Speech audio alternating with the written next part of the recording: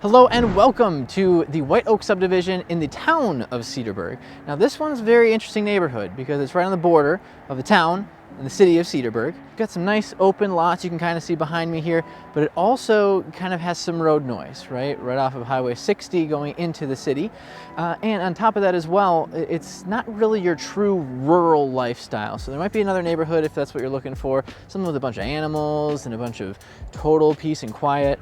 Might not be the perfect neighborhood for you. However, if you want to be smack dab right next to the city, you don't want the hustle and bustle of, I guess, however hustly and bustly Cedarburg can be, and you want a breath of fresh air every single time you do get back to home, this would be a pretty good fit for you. You could potentially get in this neighborhood starting at maybe around 600,000 or 700,000, but going up from there with a very few amount of lots that are still available to be built on, not publicly marketed, but of course if that's something that you're interested in, reach out to me and I'm able to find that information and reach out to those owners directly to see if they'd be interested in selling their vacant lots. Now the only thing about this neighborhood, you do have these high voltage power lines behind me that are detractors for some people, but other people, as long as you can overlook that, you're good to go.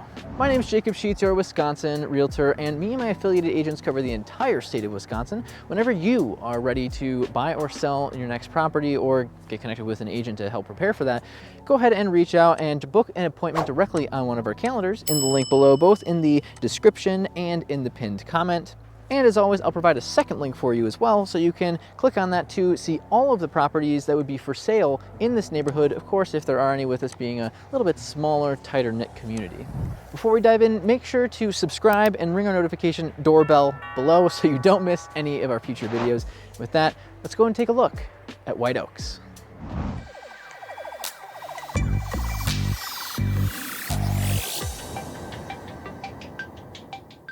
So here are the statistics for the White Oaks subdivision that actually also encompasses Malone Meadows as well. If you were to say that and come to Cedarburg, oh, I want to go to Malone Meadows, almost nobody would understand what you're saying, but they would understand what you're saying for White Oaks because they actually have the sign in the front of the neighborhood that says White Oaks. So on this PDF, I included both the vacant land and the single-family home for the last 3 years. There's not a whole lot of properties in this subdivision, so you kind of need to go back a little further in order to have enough data to go off of and view the trends. So looking over here, we have the lots that have sold in 2020. And those were at about the $51,000 and $65,000 range, and that was for a 1 acre to 1.5 acre lot. And then just recently, they had this one was on the market for 114 days, listed at 90, and sold for 82,000. And this one was actually right under some power lines as well. They kind of have some bigger power lines that go into the and through this subdivision, but also have the interurban bike trail as well that passes through that area. So now you know if you were to find a lot, which I know a handful of people that still own a few individual unbuilt lots in this subdivision just northwest of downtown Cedarburg, you would have anywhere from 1 to 1.5-ish, almost 3/4 of an acre, and you can kind of get that for around this $80,000 price point, of course, if they are willing to sell the land.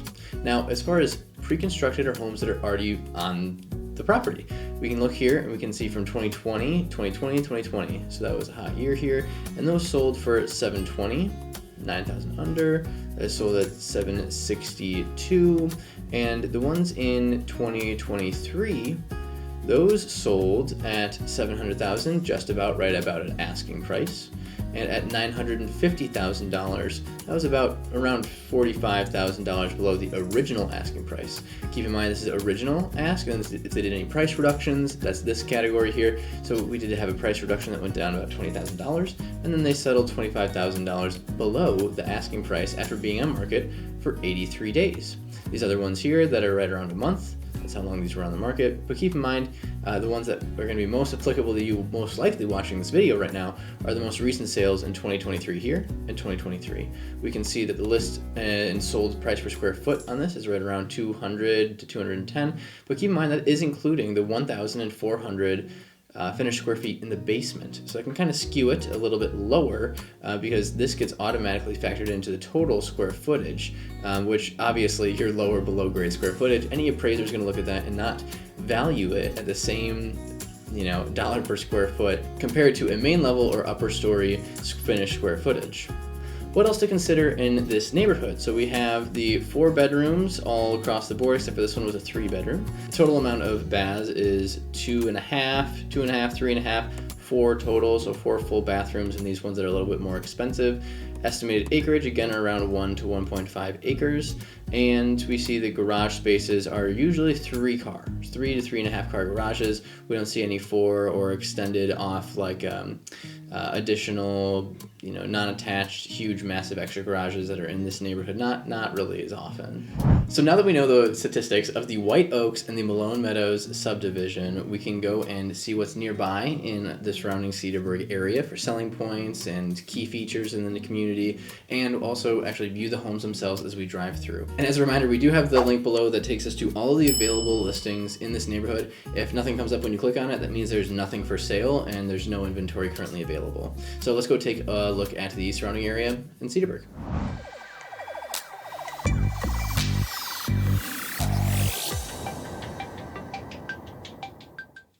So taking a look, we know that Cedarburg is in the southeast side of Wisconsin. That is just north of Milwaukee.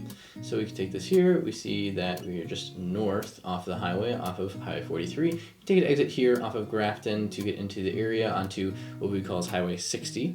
And this location here is called Five Corners. So if anyone says, hey, that subdivision's right by Five Corners, that's where this is, because there's 5 different roads going into this intersection.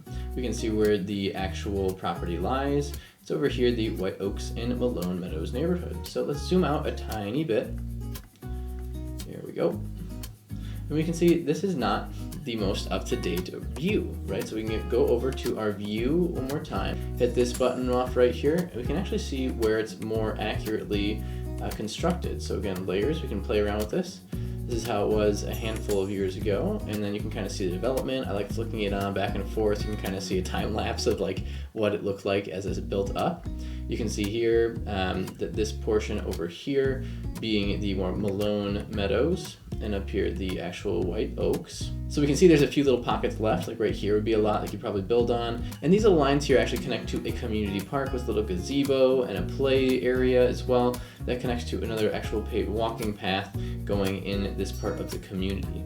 One of those last lots that we just saw that sold in 2023 was right here. There's some high voltage power lines that come through this property. You can kind of see right here. It's hard to tell from the aerial view, but when you go in super close, right here, these are high voltage power lines. Not a huge deal for most people. They don't care too much, but for some people, I've had literal buyers have the perfect house in the perfect location. Obviously, you can't see this from most different areas, and they go, it's a deal breaker.